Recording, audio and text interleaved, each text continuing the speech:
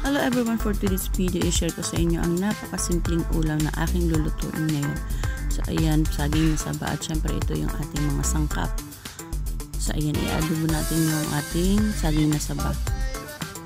Meron din tayo ditong suka at toyo kasi nga mag-aadobo tayo. So ito, igigisa mo natin yung mga sangkap tulad ng palagi kong ginagawa. Syempre una yung mga sangkap.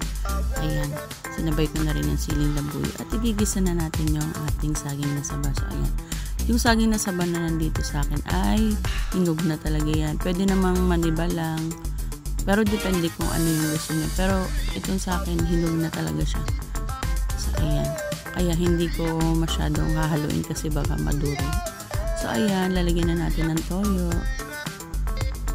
Medyo alalay lang yung apoy para hindi siya ma-overcook. So ayan, lalagyan din natin yan ng konting tubig para maluto yung ating saging. So ayan, hayaan lang natin yan na kumulo ng ganyan hanggang sa maluto yung ating saging at lalagyan din natin ng konting suka. So itong ulam na ito ay para lamang sa mga sanay kumain ng mga simpleng ulam. So ayan, ang aking version ng adobo na walang karneng baboy. Ayan, saging na saba lang.